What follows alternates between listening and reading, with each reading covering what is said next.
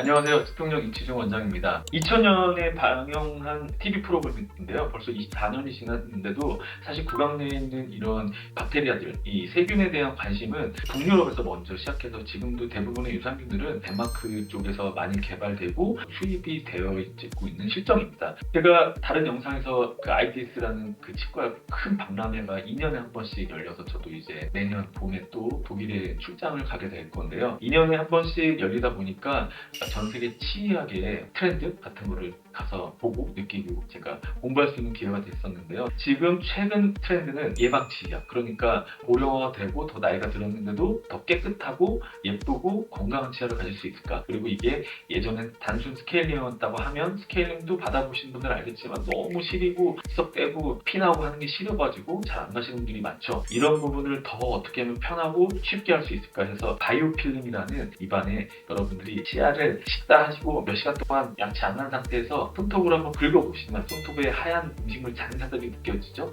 그게 음식물 찌꺼기와 타액과 그리고 세균들이 한꺼번에 엉겨가지고 죽처럼 치아 표면에 붙어있는 건데, 이 바이오필름을 깨끗하게 제거하는 게 최근 진료의 트렌드가 되고 있습니다. 이 바이오필름 안에는 대부분은 다 박테리아, 치아 표면을 타고 잇몸까지 침투해서 장까지 들어가고 항문까지 가고 중간중간에 장기에 있는 혈관들을 통해서 잇몸에 퍼진다, 이렇게 이해하시면 돼요. 영상처럼 우리 몸 안에 있는 세균들의 분포가 보통 중간 중립균들이 한 60%라고 치고 유익균들이 25%, 그리고 안 좋은 유해균들이 15%라고 치면 얘네들이 어느 정도 균형을 이루고 살고 있는데, 컨디션이 떨어지면 유해균들이 득세를 하면서 우리 몸에 여러 가지 항상성이 깨지고 그게 질병으로 이렇게 발현되기도 하고요. 입안에도 여러분들이 겪어보셨으면 아시겠지만 납타성 궤양이라고 해서 입안 입병 난다고 하죠. 입이 헐거나 하는 이유도 바로 이런 이유 때문에 일어난다고 보시면 돼요. 그래서 결국 우리 몸이 건강하고 박테리아들과의 항상성 유지가 되게 하려고 유산균을 투입도 하고, 그리고 유산균 이전에 치과 치료를 통해서 깨끗한 치아의 표면을 만들고 스케일링을 통해서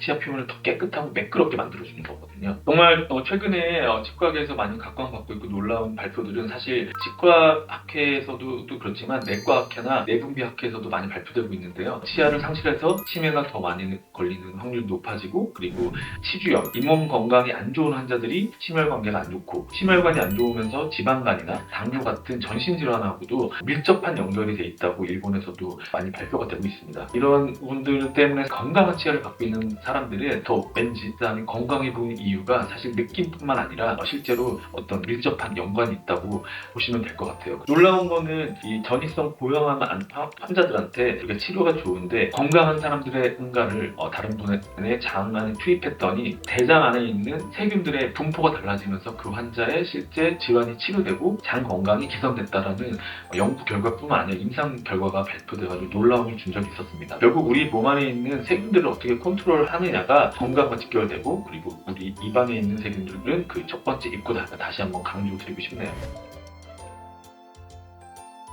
많이 들어보셨고, 요즘에는 온라인에서도 많이 광고를 하기 때문에 락토바실루스라는 거고요. 이거는 대부분 다 앞에 B를 붙여서 브레스나 플란테나 같은 경우에는 P를 붙여서 이런 락토바실루스를 포함한 제재들이 우리 몸에 들어왔을 때 가장 큰 효과를 준다라고 이해하시면 될 것 같고요. 제가 진료실에서 잇몸 질환 환자들, 그 충치 질환 환자들, 구취 예민한 환자들, 건강을 더 유지하고 싶어하는 환자들한테 대화를 하고 실제로 약을 권유해서 투여를 해보면, 첫 번째로 아침에 일어났을 때 텁텁한 게 많이 사라지고, 우리가 자고 있는 동안에 침샘 분비량이 좀 적거든요. 그러다 보니까 침이 덜 나온다는 뜻은 세균의 농도가 높아지기 때문에 자고 일어났을 때 여러분 많이 경험해 보셨겠지만 살짝 부치가 나는 분들이 있었을 거예요. 몸에 투여한 유산균이 작용을 하면서 유익균과 유해균을 분포를 다르게 한다라고 이해하시면 될 것 같아요. 스케일링과 당연히 병행해야 되는데, 입안에서 양치할 때 피가 나는 게 훨씬 더 줄었다, 잇몸 건강이 개선됐다라고 피드백을 주시는 환자들이 제일 많으시더라고요. 그렇다 보니까 잇몸 주변에 있는 혈관들의 붓기가 빠지면서 치아들이 더 왠지 단단하게 느껴진다.